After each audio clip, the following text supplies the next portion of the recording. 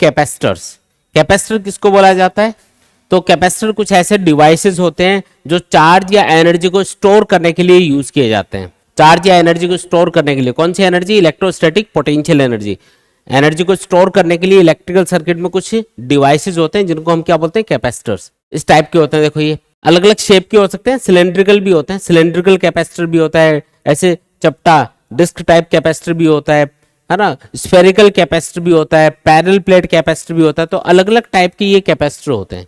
ठीक है, आपके सिलेबस में पैरेलल प्लेट कैपेसिटर के बारे में पूरा डिटेल में है, हम उसको डिस्कस करेंगे। ठीक है, बाकी क्या चीज है कैपेसिटर वो समझ में आया क्या? कैपेसिटर एक ऐसा डिवाइस है जो कि इलेक्ट्रोस्टैटिक पोटेंशियल एनर्जी की फॉर्म में एनर्जी स्टोर करता है जब उसको चार्ज किया जाता है। बैटरी और कैपेसिटर में क्या डिफरेंस होता है? जैसे बैटरी होती है, सेल या बैटरी होती है, अगर आप उसको चार्ज कर सकते हो, मान लो चार्जेबल बैटरी है, तो वो धीरे धीरे चार्ज होती है और धीरे धीरे ही डिस्चार्ज होती है। देखा होगा आपने, जब आप किसी भी बैटरी को यूज कर रहे हो तो बैटरी के, अच्छा एक चीज और खास बात होती है बैटरी की, कि जब आप उसको यूज कर रहे हो तो उसका वोल्टेज, उसकी एनर्जी तो कम होती जाती है धीरे धीरे डिस्चार्ज होने के साथ, लेकिन जो वोल्टेज सप्लाई करते हैं वो वोल्टेज लगभग कांस्टेंट होता है ना। कांस्टेंट वोल्टेज से वो एनर्जी सप्लाई करती रहती है लगातार काफी टाइम के लिए। लेकिन जो कैपेसिटर है उसकी खास बात क्या है? वो इंस्टेंटली एनर्जी स्टोर करता है। जब भी आप उसको चार्ज करते हो तो इंस्टेंटली चार्ज हो जाएगा और इंस्टेंटली क्या होगा? डिस्चार्ज होगा। मतलब जब आप उसको यूज करोगे ना तो इंस्टेंटली सारी की सारी एनर्जी सर्किट में दे देगा। तो तुरंत एनर्जी अगर देनी हो सर्किट में तो हम क्या यूज करेंगे? कैपेसिटर। और धीरे धीरे एनर्जी सप्लाई करनी हो तो सेल या बैटरी यूज कर सकते हैं। ठीक है, और जब कैपेसिटर डिस्चार्ज हो रहा होता है, उस पर चार्ज की वैल्यू कम होती रहती है, तो उसके साथ उसकी जो दोनों जो इलेक्ट्रोड्स हैं या दोनों जो टर्मिनल्स हैं उनके बीच का पोटेंशियल डिफरेंस भी डिक्रीज होता जाएगा। बैटरी की तरह नहीं होगा कि कांस्टेंट रहेगा, कम होता जाएगा। ठीक है, तो ये इसकी खास बात है। अब इसका सबसे पहले तो हम प्रिंसिपल स्टडी करते हैं कि ये किस प्रिंसिपल से काम करता है, मतलब क्या इसका बेसिक प्रिंसिपल है, कैसे ये एनर्जी को स्टोर कर लेता है ना, खूब सारी एनर्जी को कैसे ये स्टोर कर पाता है, इसको हम समझेंगे। तो पहले तो ये समझो कि अगर आपके पास कोई भी मेटल प्लेट है सपोज करो, तो ये नहीं है कि आप उसको जब चार्ज करोगे तो उसको अनलिमिटेड चार्ज कर सकते हो। जैसे एक पानी का ग्लास है, एक सिंपल एग्जांपल से आप समझ जाओगे इस चीज को। एक पानी का ग्लास है, उसमें आप पानी भरते हो, तो क्या उसमें अनलिमिटेड पानी भर सकते हैं हम लोग? कब तक भर सकते हैं? जब तक इसका लेवल बढ़ता बढ़ता मैक्सिमम नहीं हो जाएगा तब तक इसमें पानी डाला जा सकता है। लेकिन जैसे ही ये पूरा भर जाएगा उसके बाद में अगर और पानी डालने की कोशिश करोगे तो वो क्या होगा? ओवरफ्लो होके नीचे गिरना स्टार्ट हो जाएगा। यही होगा ना। उसी तरीके से जब आप किसी कंडक्टर को चार्ज करते हो, कोई भी मेटल की बॉडी हो सकती है, जब आप उसको इलेक्ट्रिकली चार्ज करते हो तो जितना उसकी कैपेसिटी है वो मैक्सिमम लेवल तक जितना चार्ज हो सकता है, जितना उसकी कैपेसिटी है उतना ही उसको चार्ज दिया जा सकता है। एक लिमिट से ज्यादा चार्ज देने पे क्या होगा? चार्ज लीकेज होना स्टार्ट हो जाएगा, कंडक्टर की सरफेस पे नहीं रहेगा। तो अगर मैं ये चाहूं कि ये जो कंडक्टर है मैं इसको चार्ज कर रहा हूं और ये बहुत सारा चार्ज स्टोर कर ले, मतलब इसकी जितनी कैपेसिटी है फिलहाल, जितनी कैपेसिटी उससे भी ज्यादा चार्ज को स्टोर कर ले, तो उसके लिए आपको कोई ना कोई दिमाग लगाना पड़ेगा। जैसे अभी सपोज करो आपने इसको चार्ज किया और कोई क्यू चार्ज देने से ये मैक्सिमम पोटेंशियल तक चार्ज हो गया। जैसे यहाँ पे लेवल बोलते हैं ना जिस चीज को हम, कि ये मैक्सिमम लेवल तक भर गया, उसी चीज को हम इलेक्ट्रोस्टैटिक्स में क्या बोलते हैं? पोटेंशियल बोलते हैं, कि ये मैक्सिमम पोटेंशियल तक चार्ज हो गया। अब इससे ज्यादा चार्ज अगर दोगे ना तो वो लीक होना स्टार्ट हो जाएगा, आसपास की जो एयर है उसको आयोनाइज करने में वेस्टेज होना स्टार्ट हो जाएगा, इसके ऊपर नहीं ठहरेगा। तो हम ये चाहते हैं कि और ज्यादा चार्ज स्टोर करे, तो क्या करना पड़ेगा? तो किसी तरीके से इसका आपको पोटेंशियल कम करना पड़ेगा, क्योंकि अगर आप इसका पोटेंशियल कम कर देते हो ना तो इसकी कैपेसिटी ऑटोमेटिकली बढ़ जाएगी। जैसे यहाँ पे अगर आप लेवल कम कर देते हो तो उसमें और पानी डाल सकते हो, लेकिन पहले वाला पानी कम नहीं करना है। अब बोलोगे सर ये कैसे पॉसिबल है कि पहला वाला पानी कम किए बिना हम इसका लेवल कम कर दें? देखो हो सकता है आप इसकी साइज बढ़ा दो। जैसे ये जो ग्लास है, आप अगर इसकी साइज बढ़ा देते हो तो इतना पानी इतने में ही आ जाएगा, इसी लेवल तक आ जाएगा ये, है ना। अब क्या हुआ? लेवल कम कर दिया ना अपन ने, देखो कैपेसिटी बढ़ा दी जिससे लेवल कम हो गया। लेवल, अच्छा इसी चीज को इलेक्ट्रोस्टैटिक्स में हम क्या बोल रहे हैं? लेवल को पोटेंशियल बोल रहे हैं। तो जैसे आप साइज को बढ़ा देते हो, साइज मतलब कैपेसिटी, है ना, जैसी साइज को बढ़ा देते हो लेवल कम हो गया। ऐसे उल्टा इसमें बोल दो कि अगर आप किसी तरीके से लेवल यानी कि पोटेंशियल को कम कर देते हो, पोटेंशियल को कम कर देते हो तो कैपेसिटी ऑटोमेटिकली बढ़ जाएगी। तो एक सिंपल सा कॉन्सेप्ट आप याद रखो, जैसे यहाँ पे आपने साइज को बढ़ा के कैपेसिटी बढ़ा दी जिससे लेवल कम हो गया और इसमें और पानी डाला जा सकता है। जैसे यहाँ पे पानी डाल रहे हो वैसे आप कंडक्टर के अंदर चार्ज डाल रहे हो, है ना। तो यहाँ पे आपने कैपेसिटी बढ़ाई जिससे लेवल कम हो गया और इसमें और पानी डाला जा सका। उसी तरीके से यहाँ पे क्या करना है, लेवल को कम करने के लिए हमें इसका पोटेंशियल कम करना है, मतलब पोटेंशियल कम करोगे तो कैपेसिटी इसकी बढ़ जाएगी जिससे और ज्यादा चार्ज इसके ऊपर आप स्टोर कर पाओगे, ये और ज्यादा चार्ज को स्टोर कर पाएगा। अब इसका लेवल यानी कि चार्जिंग का जो लेवल है जिसको हम पोटेंशियल बोल रहे हैं वो कम कैसे किया जाए, तो उसका एक तरीका है। देखो हम इसके पास में एक और मेटल प्लेट रख देंगे। क्या रखेंगे इसके पास में, एक और मेटल प्लेट रखेंगे। जैसे ये मेटल प्लेट पास में रखोगे तो इसके अंदर क्या होगा, जितने भी फ्री इलेक्ट्रॉन घूम रहे हैं वो इस पॉजिटिव चार्ज से अट्रैक्ट होंगे और इधर वाली सरफेस के ऊपर आ जाएंगे। कौन सा चार्ज आ गया इधर, नेगेटिव चार्ज। इलेक्ट्रॉन आ गया ना इधर वाली सरफेस पे, इधर वाली सरफेस पे कौन आ गया, इलेक्ट्रॉन। और इधर वाली सरफेस पे, अपोजिट साइड वाली सरफेस पे उतना ही पॉजिटिव चार्ज आ जाएगा, आएगा ना भाई। इस प्लेट पे कोई चार्ज थोड़ी था, आपने इस पॉजिटिवली चार्ज प्लेट के पास में जैसे इसको रखा तो इधर वाली सरफेस पे नेगेटिव चार्ज इंड्यूस हो गया, इधर उतना ही पॉजिटिव चार्ज इंड्यूस हो गया, ठीक है। इधर माइनस क्यू और इधर प्लस क्यू। अब आप इसको ग्राउंडेड कर दो। क्या करना है, इसको ग्राउंड से कनेक्ट करना है। जैसे आप इसको ग्राउंड से कनेक्ट करोगे, ग्राउंड से कनेक्ट करने से क्या होगा, अब देखो ये जो पॉजिटिव चार्ज है ये इस नेगेटिव चार्ज को तो अपनी तरफ अट्रैक्ट करके रखेगा, लेकिन ये वाला जो पॉजिटिव चार्ज है इसको ये वाला पॉजिटिव चार्ज रिपेल करेगा, तो ये सारा का सारा ग्राउंड में चला जाएगा। ग्राउंड में जाने का मतलब है कि ग्राउंड से कुछ इलेक्ट्रॉन आएंगे और इस पोर्शन को जो पॉजिटिव चार्ज है यानी कि इलेक्ट्रॉन्स की यहाँ पे कमी है उसको पूरा कर देंगे, जिससे ये पॉजिटिव चार्ज गायब हो जाएगा। आपको लगेगा कि ये ग्राउंड में चला गया। पॉजिटिव चार्ज ग्राउंड में होने का, ग्राउंडेड होने का मतलब समझ में आया क्या। पॉजिटिव चार्ज ग्राउंड में कभी नहीं जाता है। एक्चुअल में क्या होता है, ग्राउंड से कुछ इलेक्ट्रॉन आते हैं और जितने इलेक्ट्रॉन्स इधर से इधर चले गए थे, जितने इलेक्ट्रॉन्स की यहाँ पे कमी है उस कमी को पूरा कर देते हैं। सिंपल सा ये काम होता है। तो जैसे ही इलेक्ट्रॉन यहाँ पे आएंगे तो ये पॉजिटिव चार्ज गायब। कौन सा चार्ज गायब, ये पॉजिटिव चार्ज क्या हो गया, यहाँ पे गायब हो गया। ठीक है जी, आई बात समझ में।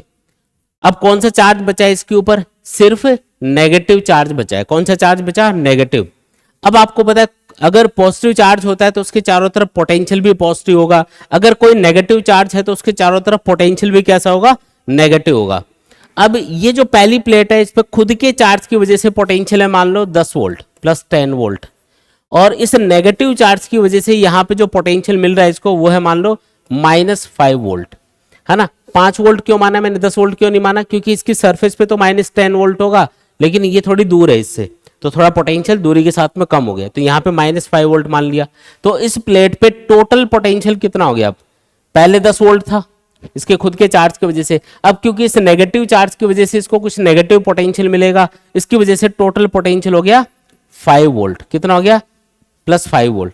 पोटेंशियल बढ़ा या घटा, पोटेंशियल बढ़ा या घटा, पहले पोटेंशियल कितना था 10 वोल्ट, अब कितना हो गया 5 वोल्ट। पहले से पोटेंशियल घट गया।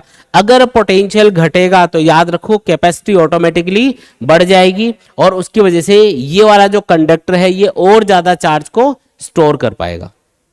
आई बात समझ में।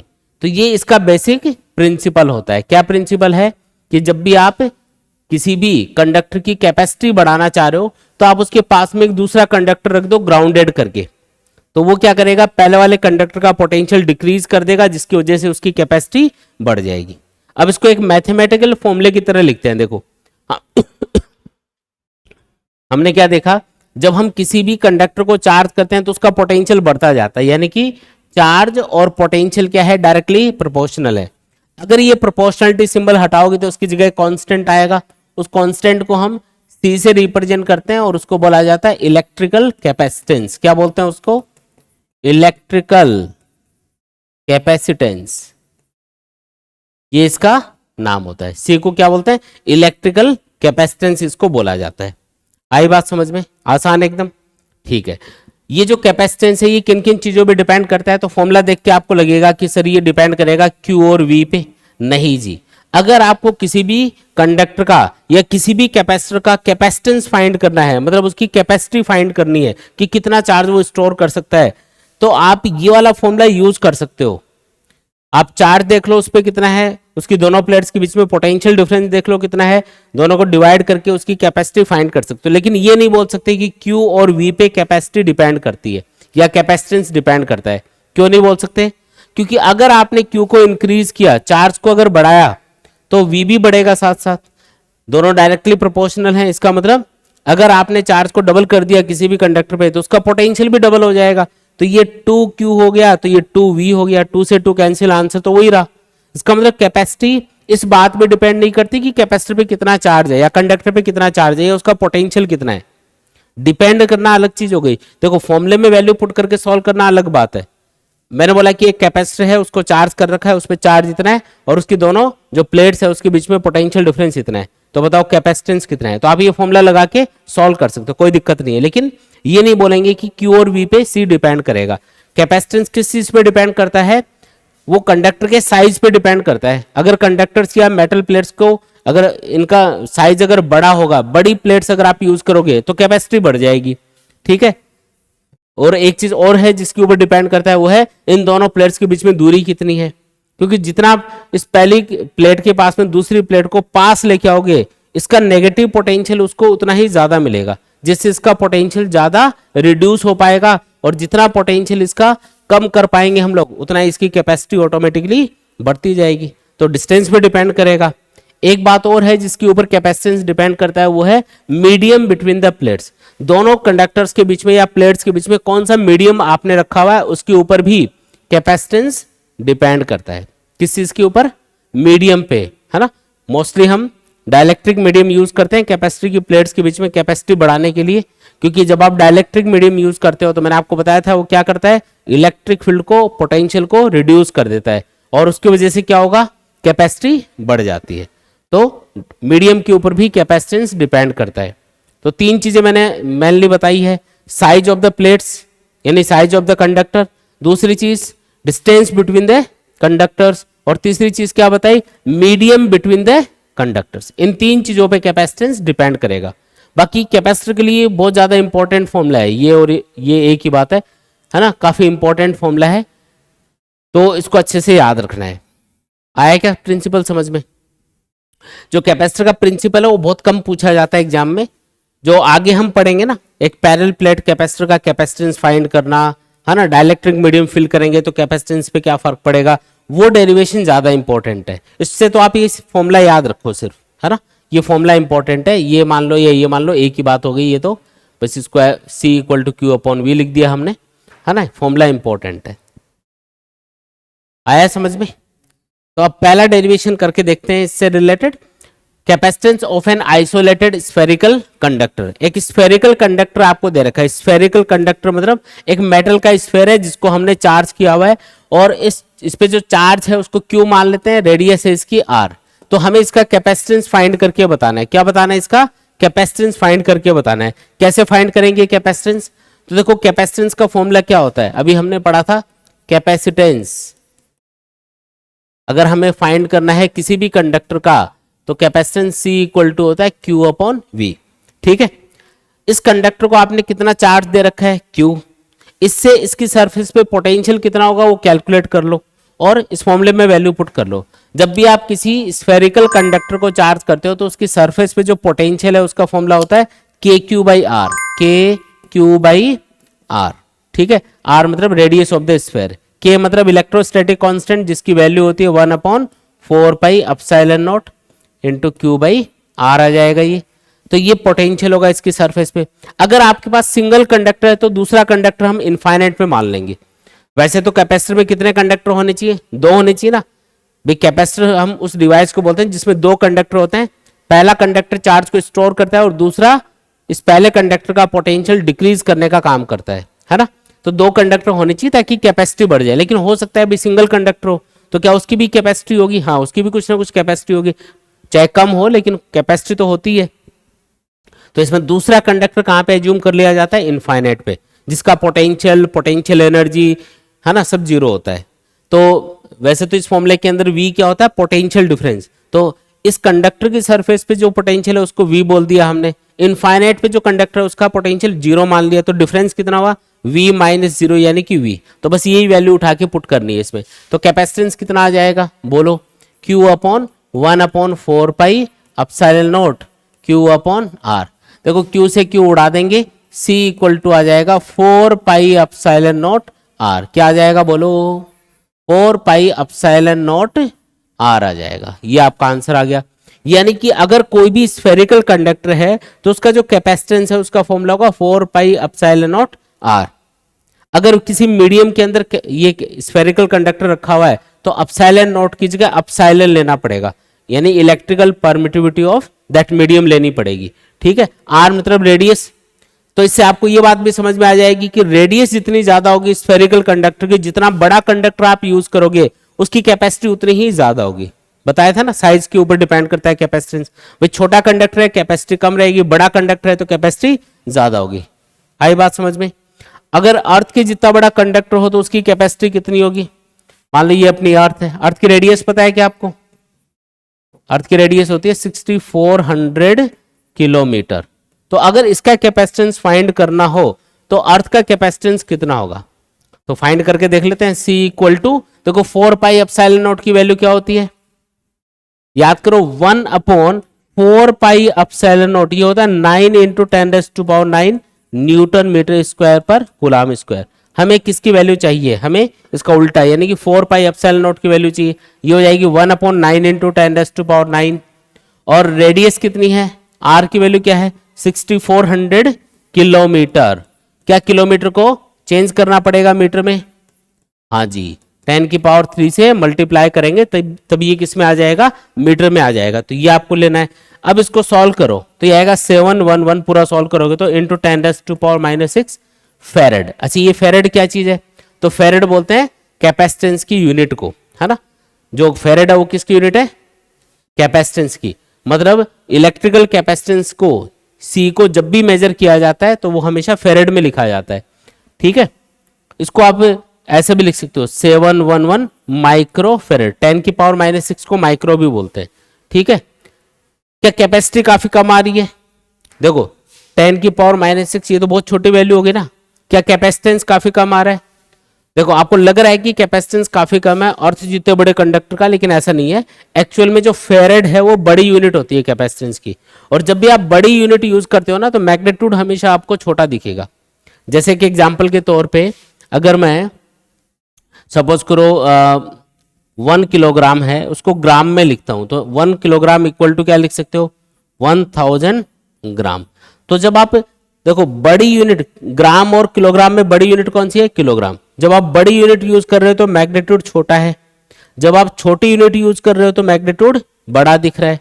तो यहाँ पे आपको मैग्नीट्यूड अगर छोटा दिख रहा है तो इसका मतलब जो यूनिट है वो बड़ी यूज कर रहे हो आप। एक्चुअल में फेरेड बड़ी यूनिट होती है, इसलिए हम जब भी कैपेसिटेंस को मेजर करते हैं तो छोटी यूनिट्स यूज करते हैं, जैसे माइक्रो फेरेड, पिको फेरेड, नैनो फेरेड। माइक्रो मतलब 10⁻⁻6, पिको मतलब 10⁻⁻12 और नैनो मतलब 10⁻⁻9, है ना। तो ये आपको याद रखना है कि माइक्रो, पिको या नैनो का मतलब क्या होता है, क्योंकि जब भी कैपेसिटेंस लिखा जाता है ना तो माइक्रो फेरेड, पिको फेरेड, नैनो फेरेड ऐसे लिखा जाएगा। आया समझ में? तो एक स्फेरिकल कंडक्टर का कैपेसिटेंस हो गया 4 पाई एप्सिलॉन नॉट आर। चलो ये आगे बढ़ते हैं। अच्छा एक क्वेश्चन आ गया, if 125 water drops of equal radius and equal capacitance C collides to form a single drop of capacitance C dash, the relation between C and C dash is। ये बोल रहा है कि छोटी छोटी 125 वाटर ड्रॉप्स हैं, वो आपस में कोलिज इकट्ठा होकर क्या बन जाती है? एक बड़ी ड्रॉप बन जाती है। कितनी ड्रॉप्स हैं छोटी छोटी? इक्वल साइज की हैं, बोलो 125। ये सारी मिक्स होके क्या बन जाती है? एक बड़ी ड्रॉप बन जाती है। छोटी ड्रॉप्स की रेडियस हम स्मॉल r मान लेते हैं, बड़ी ड्रॉप की रेडियस कैपिटल R मान लेते हैं। तो इनमें क्या रिलेशन होगा? जब छोटी ड्रॉप्स मिलके बड़ी ड्रॉप बनाएंगी तो क्या टोटल वॉल्यूम सेम रहेगा ड्रॉप्स का या लिक्विड का? भाई वाटर की ड्रॉप्स हैं तो वाटर का टोटल वॉल्यूम यहाँ पे इन सारी ड्रॉप्स का मिला के जितना जितना होगा उतना इसका होना चाहिए। भाई साइज तो बड़ी हो गई क्योंकि सारी की सारी मिल गई आपस में, वॉल्यूम तो सेम ही रहेगा। तो यहाँ पे पहले वॉल्यूम कितना था इन ड्रॉप्स का? तो एक ड्रॉप का था 4/3 पाई आर क्यूब। कितनी ड्रॉप्स है? 125। तो 125 का कितना हो गया? 125 इंटू 4/3 पाई आर क्यूब। ठीक है, और बाद में कितना होगा 4/3 पाई आर क्यूब, एक ही ड्रॉप बन गई जिसकी रेडियस कैपिटल आर है, तो 4/3 पाई आर क्यूब ये हो गया इसका वॉल्यूम। 4/3 पाई ये तो उड़ जाएगा।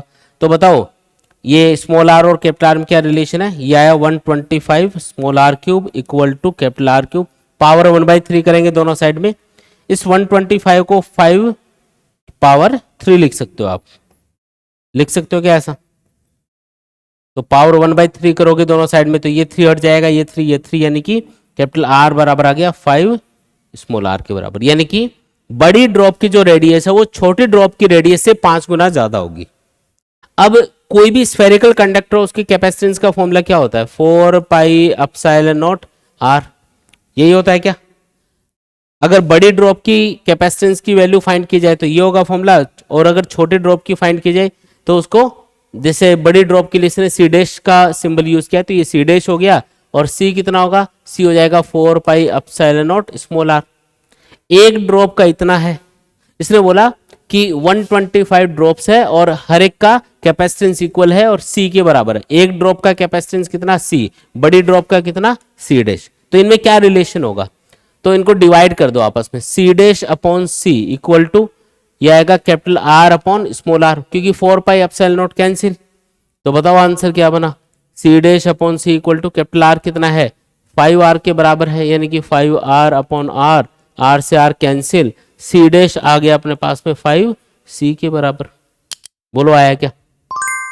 यानी कि एक ड्रॉप का जो कैपेसिटेंस है उसके कंपैरिजन में बड़ी ड्रॉप का कैपेसिटेंस कितना है, 5 गुना ज्यादा है। बच्चों काफी बच्चे ये कमेंट करते हैं कि सर हमें नोट्स कहाँ से मिलेंगे, तो बच्चों आपको नोट्स मिलेंगे हमारी ऐप के ऊपर। ऐप का नाम है physics with Umesh Rajauriya. App के ऊपर आपको फिजिक्स नोट्स के अलावा केमिस्ट्री और बायोलॉजी के नोट्स भी मिल जाएंगे। नोट्स तो आपको मिलेंगे ही, इसके अलावा आपको और भी बहुत सारी चीजें ऐप के ऊपर मिलने वाली हैं, जैसे कि इंपॉर्टेंट पीवाईक्यूज जो हम इस सीरीज में कवर कर रहे हैं वो भी आपको ऐप के ऊपर मिल जाएंगे। आपको चैप्टर वाइज टेस्ट पेपर मिल जाएंगे जिससे आप अपनी प्रिपरेशन को प्रॉपर तरीके से चेक कर सकते हैं। इसके अलावा आपको माइंड मैप और फॉर्मूला बुकलेट्स मिलेंगी जिससे आप फिजिक्स, केमिस्ट्री और बायोलॉजी को प्रॉपर तरीके से बहुत कम टाइम में रिवाइज कर सकते हैं। इसके अलावा आपको कंप्लीट एनसीईआरटी सॉल्यूशंस मिल जाएंगे हर एक सब्जेक्ट के। ये जो ऐप है ये आप गूगल प्ले स्टोर से भी डाउनलोड कर सकते हैं, या ऐप का जो लिंक है वो हम इस वीडियो के डिस्क्रिप्शन में शेयर कर देंगे, आप वहां से भी इसको डाउनलोड कर सकते हैं।